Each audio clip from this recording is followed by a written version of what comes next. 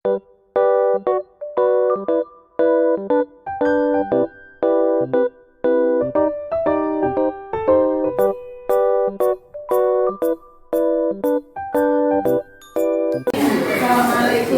Waalaikumsalam. Alhamdulillah. Kalian gimana? Sehat nih? Sehat selalu. Alhamdulillah. Ini seperti daerah yang tidak pernah dijangkau sama teman-teman juga tetap sehat.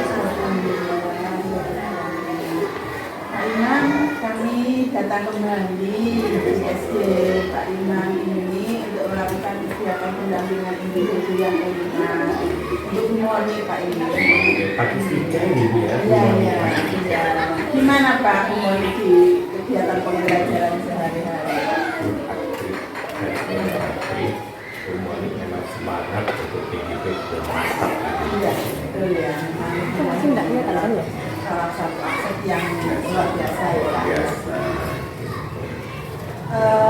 Pak Imam, hari ini kami mau melakukan kegiatan untuk ini Pak, diskusi pasca observasi dengan teman sejawatnya Bu Monika. Saya mohon izin ya Bapak ya. Mudah-mudahan nanti kegiatan pendampingan individu saya yang kelima ini bisa berjalan dengan baik. Amin. Kan sudah untuk ini Iya. mau lolos. Iya, sudah tinggal 1 bulan lagi Pak. Kami sudah menyelesaikan tugas ini. Dan terima kasih pada Pak Imam yang telah memberikan dukungan yang luar biasa pada Bu Monika dan Pak Iya. Terima kasih sekali. Pak Imam selalu aktif mendampingi Bu Monika dalam setiap ini. Kami mohon izin deh Pak Imam mau melakukan diskusi dengan Bu Monika.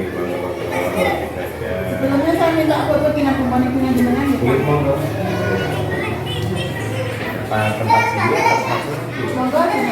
Assalamualaikum warahmatullahi wabarakatuh. Waalaikumsalam warahmatullahi wabarakatuh. Gimana banyak Bu Monika? Baik sekali Bu. Sehat ya Bu Monika? Alhamdulillah. Kemarin kita berjumpa lagi dalam kegiatan pendampingan individu dan biasanya ada beberapa hal yang ingin kita diskusikan Bu Monika berkaitan dengan apa yang sudah disampaikan. Untuk pertanyaan pertama yang ini ya, proses apa yang sudah berjalan selama 1 bulan terakhir ini? Yang sudah berjalan yaitu saya mencoba untuk mengaplikasikan metode IMS itu menjadi seorang pemimpin pembelajaran. Jadi di situ saya belajar mengendalikan situasi misalnya permasalahan di sekolah, jadi seperti itu. Kemudian menggali potensi atau sumber daya yang bisa kita dapatkan di sekitar sekolah. Untuk capaian yang sudah diperoleh sama Bu Monika selama 1 bulan ini?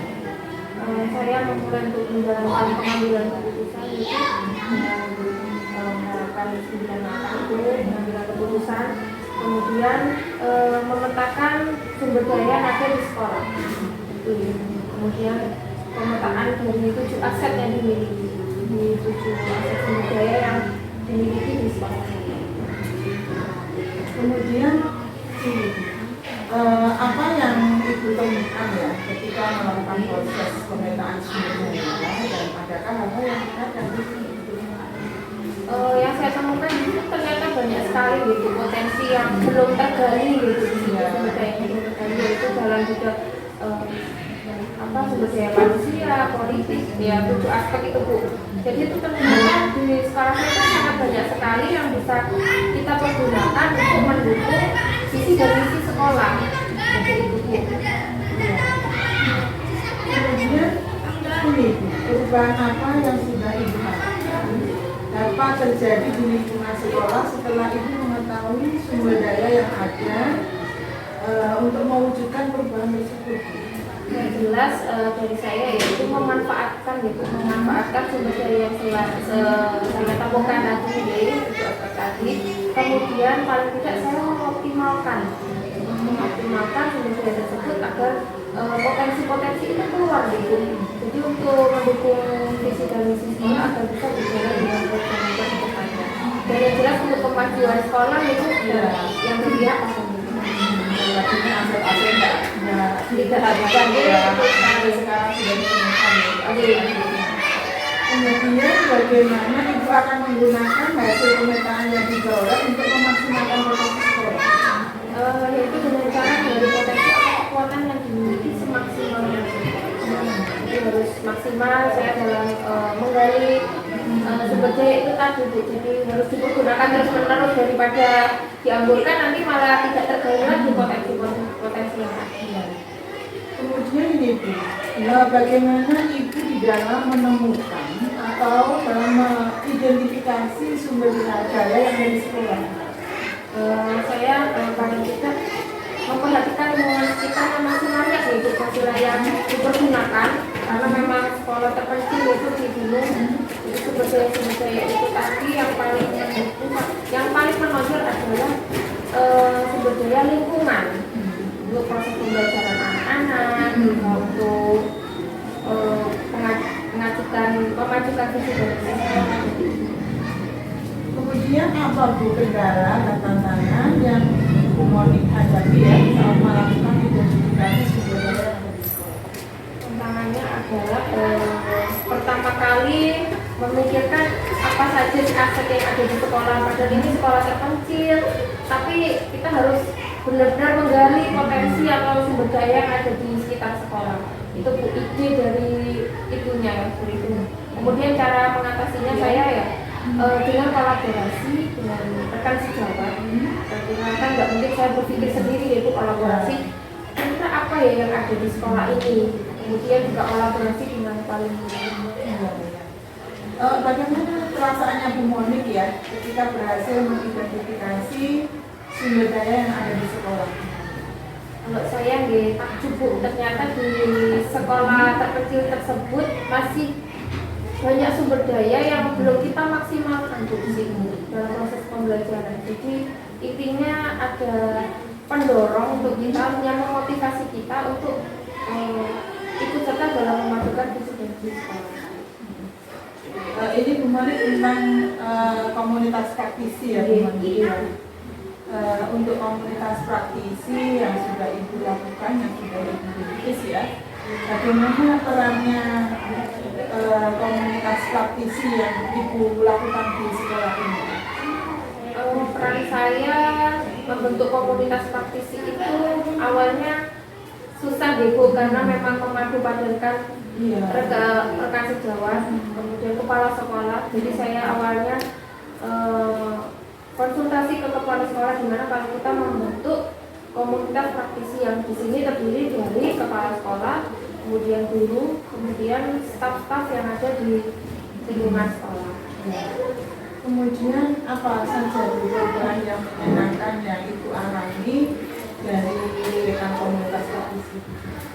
Perubahannya sangat signifikan Bu. Dengan adanya komunitas praktisi itu dapat membantu kita dalam proses pembelajaran. Intinya kalau misalnya kita ada permasalahan di kelas, kita bisa selesaikan melalui komunitas praktisi tersebut. Juga kita membicarakan tentang metode pembelajaran yang terbaru. Jadi anak-anak itu tidak stuck di situ dengan pembelajaran yang itu saja. Jadi lebih bervariasi.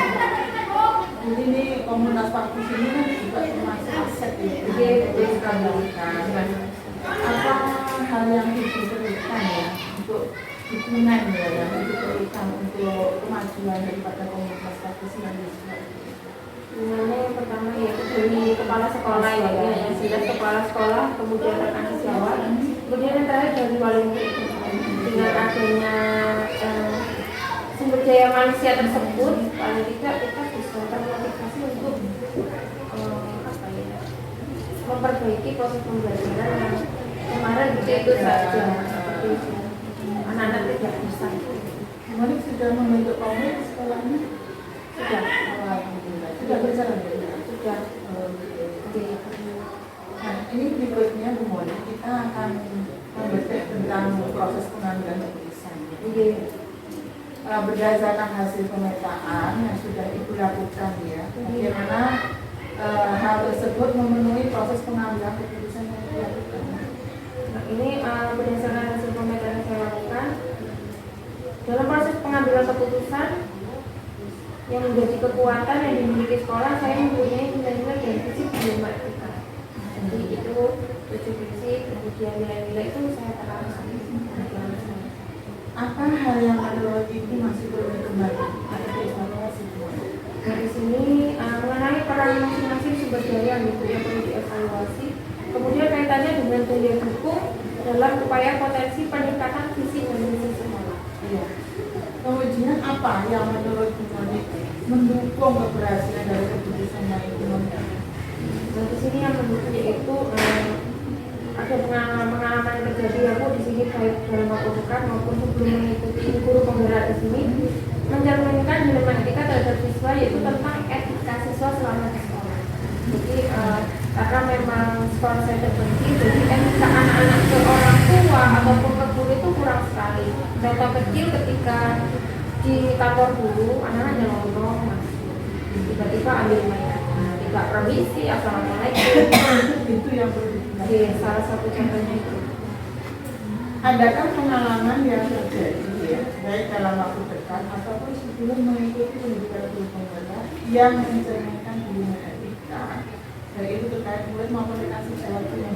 Ya itu tadi Bu, kalau siswa itu tentang etika itu tadi.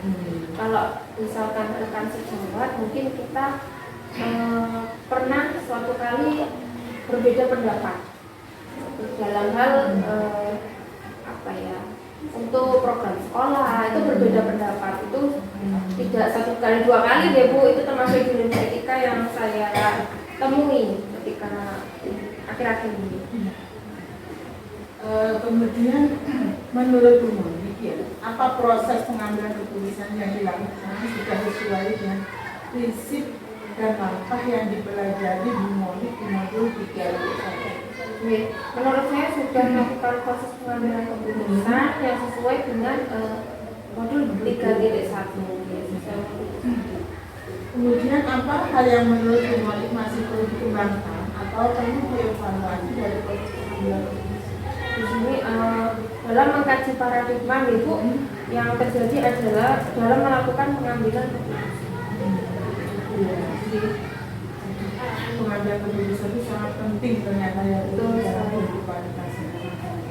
Apa saja pencapaian yang Ibu sudah capai ya pada pembelajaran ini? Yaitu melakukan praktek pengambilan keputusan sekaligus sebagai pemimpin pembelajaran, dan yang terakhir adalah melakukan pemetaan sumber daya yang dimiliki oleh sekolah. Adakah terdapat tantangan yang Ibu Moni hadapi selama kegiatan tersebut? Kita harus bijak dalam menilai dan memilih suatu permasalahan yang ada di sekolah, karena di sekolah itu pasti permasalahan itu pasti tumpang tindih Ibu. Kita harus bijak dan bagaimana mengambil keputusan yang tepat untuk permasalahan-permasalahan tersebut. Bagaimana Ibu akan menggunakan pencapaian tersebut untuk proses pembelajaran selanjutnya, Bu Moni? Nah, ini saya akan menggunakan pencapaian tersebut untuk proses pembelajaran selanjutnya dengan cara mengaplikasikan materi tentang pengambilan keputusan yang berpihak pada murid tentunya Ibu, untuk mengedepankan profil pelajar Pancasila dan mencapai visi dan misi di sekolah. Itu yang paling penting. Terima kasih Bu Moni. Bu Moni sudah melakukan kegiatan diskusi hari ini tentang pemetaan aset yang ada di sekolah ini, serta ini tadi tentang komunitas praktisi ya sebagai Bu Moni. Nah, untuk berikutnya nanti saya akan melihat ya Bu Moni bagaimana Bu Moni melakukan diskusi bersama teman sejawat di pasca pembelajaran. Ya, mari ya Bu Moni ya, kita lanjut ke berikutnya. Terima kasih Bu. Assalamualaikum warahmatullahi wabarakatuh. Perkenalkan, nama saya Monika Dwi Paramita. Saya calon guru penggerak angkatan 9 dari UPTD Satuan Pendidikan SDN Pakis 3 Kecamatan Pati, Kabupaten Jember. Pada hari ini saya ditemani oleh Ibu Dia selaku wali kelas 1 dari UPTD Satuan Pendidikan SDN Pakis 3, dan kemudian beliau adalah pengajar praktik saya yaitu Ibu Maria Tulkitia selaku PP saya di JGP 9. Gimana kabarnya Bu? Alhamdulillah sehat. Semuanya gimana? Alhamdulillah. Gimana Bu dia kabarnya hari ini? Alhamdulillah. Dia sehat ya. Hari ini kita akan melakukan pasca observasi yaitu karena saya sudah melakukan supervisi kedua dari awal observasi kemudian observasi dan sekarang sudah waktunya untuk Kegiatan pasca. Langsung itu dia perasaannya setelah kemarin kan jenengan sudah melaksanakan kegiatan pembelajaran ya Bu, kan di sana juga saya melakukan observasi dan jenengan gimana perasaannya Bu selama proses pembelajaran? Ini karena sudah selesai saya laksanakan, alhamdulillah saya merasa cukup lega dan juga puas dengan hasil yang sudah saya pelajari, yang sudah saya praktekkan kemarin. Karena waktu pembelajaran itu sesuai dengan rencana saya, meskipun ada sedikit kekurangannya karena itu pembelajaran bagi murid-murid itu masih baru. Soalnya di situ kan kita akan menerapkan model pembelajaran juga dan media pembelajaran juga. Tapi alhamdulillah semuanya berjalan lancar. Lalu kedua, apa yang sudah berjalan dengan baik selama proses pembelajaran? Pada saat pembelajaran itu pengalaman yang baru bagi saya karena menerapkan model pembelajaran yang asli dan juga saya memadukan dengan pembelajaran based learning (BBL). Jadi ya meskipun istilahnya kita sekolahnya di gunung ya, jadi kan itu pengalaman baru bagi mereka. Cuman yang bagus dari pembelajaran itu anak-anak jadi aktif, semangat semuanya, dan ketika disajikan karena kita dibantu oleh benda konkret itu untuk menyelesaikan soal ceritanya itu bisa mudah karena langsung diterapkan atau dipraktekkan pada lembar kerja siswa itu. Cuman di sini ada sedikit kendalanya itu ketika anak-anak mempresentasikan karena kan bahasa ya, terkait bahasa kan anak-anak kurang di situ. Jadi untuk menyampaikan pendapatnya atau mau mengutarakan apa yang ingin disampaikan itu masih iya, jadi perlu bimbingan ya. Saya pun maklumi karena masih kelas 1 juga. Jadi untuk bahasanya juga perlu diajari masih. Cuman bagi saya itu sudah bagus, anak-anak bisa mengikuti, bisa melaksanakan dengan lancar sih. Kemudian apa yang masih perlu benar-benar diperbaiki atau yang perlu ditingkatkan dalam proses pembelajaran? Kalau menurut saya, kalau masih kelas 1 ya tetap yang itu tadi bahasa, karena bahasanya pendidikan masih untuk presentasinya nggak bisa nanti kita istilahnya melepas itu nggak bisa, jadi tetap diarahkan anaknya, menuntun, ya dituntun. Ya untuk kelancarannya, jadi tetap namanya kelas 1 kita sebagai fasilitatornya, dan selain itu juga saya kemarin itu tidak ada ice breakingnya gitu. Jadi tapi karena kemarin itu kan terlalu padat mungkin ya Bu ya, karena kalau PBL kan hasilnya lumayan lah untuk diselesaikan, jadi tidak ada tahapan ice breaking. Cuman kalau seandainya nanti pembelajaran selanjutnya itu bisa diselingi ice breaking. Betul sekali, ice breaking memang sangat penting biar anak-anak tidak jenuh juga ya. Kemudian ketiga, apa yang Ibu lakukan untuk tetap dalam kondisi desain atau tidak penuh atau saat melakukan proses pembelajaran? Ya selama pembelajaran ya itu yang saya lakukan, membimbing siswa tiap kelompok pun saya datangi, saya cek bagaimana apakah ada kesulitannya, namanya kelas 1 ya tetap harus dibimbing kan ya seperti itu. Jadi untuk kehadirannya siswa pun dengan apa ya kita membimbing seperti itu kayak mereka fokusnya itu tetap terarah, jadi enggak mungkin kalau kelas 1 kan suka main gitu ya, ada ada benda konkret nanti dibuat mainan. Jadi kita fokuskan ke nama kita menguasai kelas. Jadi diperhatikan tiap kelompok yang sekiranya usil, kan ada yang usil seperti itu, bisa kita sering dampingi siswa tersebut. Kemudian apa yang Ibu lakukan untuk memperbaiki atau meningkatkan itu tadi? Insya Allah untuk kedepannya saya akan merencanakan pembelajarannya lebih spesifik lagi, karena ini pengalaman yang sudah saya lakukan. Kekurangannya yaitu terkait presentasi itu. Jadi untuk kedepannya nanti presentasi saya harus bagaimana. Terus untuk menerapkan model berdiferensiasi ini juga saya merasa sudah istilahnya tiap kelompoknya sudah bisa diterapkan pada siswa kelas 1. Selain itu juga yaitu nanti saya ada seminar SBG itu untuk istilahnya biar anak-anak tidak jenuh pada saat pembelajaran. Mungkin karena ini pembelajarannya pakai PBL yang padat, jadi anak kan masih aktif. Tapi kalau seandainya nanti model pembelajaran lain itu bisa jadi anak-anak jenuh, jadi kan butuh ada SBG.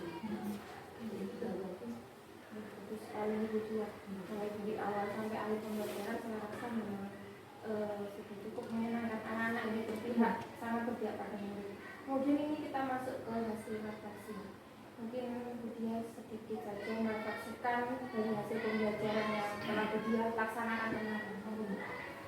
Dari tujuan pembelajaran yang saya ingin capai kemarin itu kan anak-anak agar mampu menyelesaikan soal cerita dari pembelajaran matematika, materinya penjumlahan dan pengurangan. Mungkin bagi kita merasa itu mudah ya, tapi kalau bagi siswa untuk mungkin bisa, kalau membayangkan itu bisa, tapi kalau mau menerapkan ke soal, maksudnya mau menjawab itu kesulitan. Jadi ya refleksinya kemarin dengan media konkret itu ternyata bisa terselesaikan dengan baik, dan anak-anaknya juga mengikuti pembelajaran menyenangkan, aktif juga, dan tujuan pembelajaran tercapai. Dan ketika saya perhatikan anak-anak juga senang untuk pembelajaran selanjutnya, mereka antusias, pingin apa lagi nanti minggu depan apa yang mau dilakukan, seperti itu anak-anak. Baik, kita sekarang masuk ke acara umpan balik dari saya. Yang untuk supervisi itu secara keseluruhan menurut saya sudah baik, karena memang dari awal sampai akhir Budia lancar sekali melakukan proses pembelajaran. Kemudian Budia juga terlihat sangat berpihak pada murid. Nah, di sini Budia berlaku sebagai penuntun lah, jadi bukan guru yang mengajari depan A, B, tidak, tapi menuntun murid untuk mencapai tujuannya. Itu yang paling penting. Kemudian hanya sedikit tambahan dari saya, tadi juga Budia sudah sampaikan, yaitu memang kurangnya di SPG.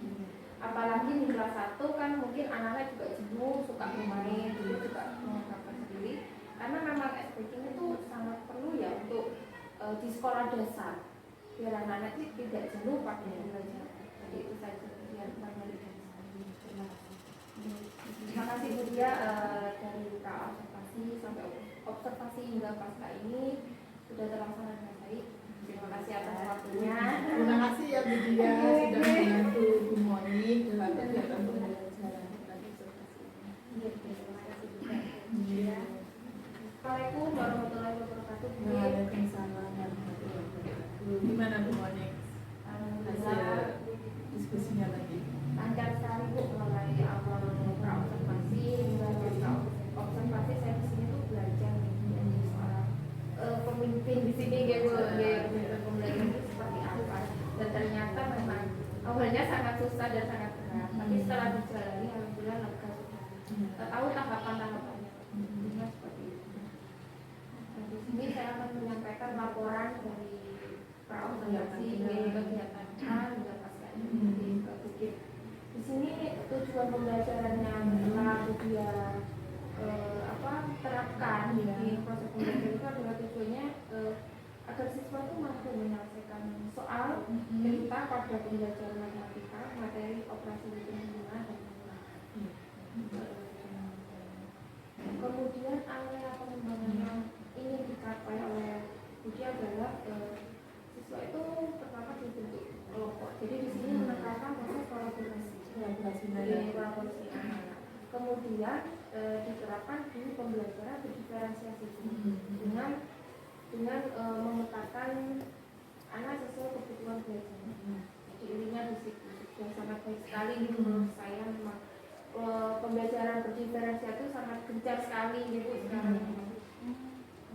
Yang harus diterapkan secepatnya. Kemudian strategi yang dipersiapkan oleh Budia sendiri adalah menciptakan suasana pembelajaran yang sesuai dengan area pengembangan tersebut.